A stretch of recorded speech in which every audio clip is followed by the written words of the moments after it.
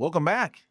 As we're getting to know a little bit about how Genesis operates, we're going to take some time to look at our tagline, Discovering New Life in Ministry. And today, we're going to consider the joy of discovery.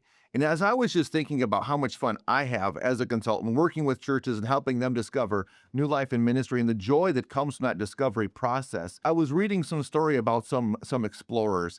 And I come across this quotation from Sally Ride, who was the first female astronaut. And listen to what she said. It says, I remember the first time I looked out the window and saw the Earth.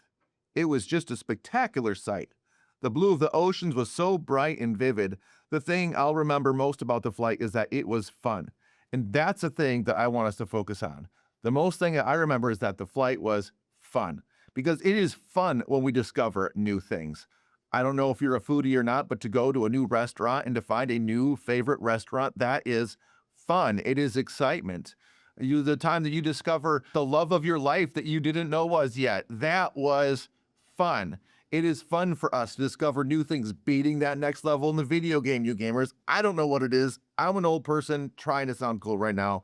So it is fun, whether it's in a game or in life or going to a new place or finding a new restaurant, having a new experience. It is fun for us to discover. And it is a particular joy for me to get to know that joy of discovery as we work through with God's people to see what He has in store for them. And it makes me think of the time when Moses had brought God's people right up to the very verge of the promised land. Moses was not going to be able to enter that promised land.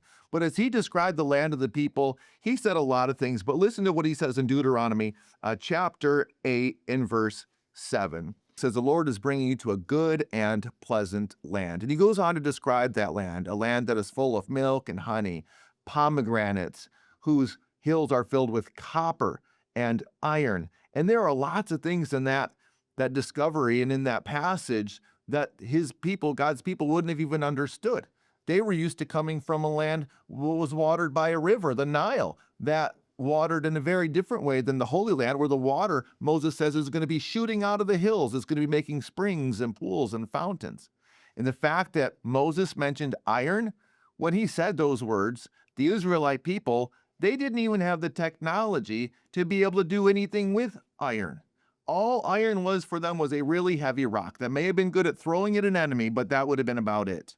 This iron, though, hundreds of years in the future, they were going to figure out how to make a furnace that was hot enough to melt that iron, to make iron tools and do new things, because the technology was going to allow them to do it.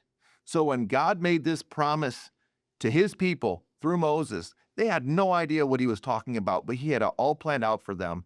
He filled those hills with copper and iron that they would be able to make tools, weapons, protect themselves, defend their families, do all sorts of things that they couldn't even imagine yet. So as we begin this journey of discovery together, let us look forward with great joy to see what it is that God is going to reveal to us and how we are going to grow and learn together as his people in this joy of discovery.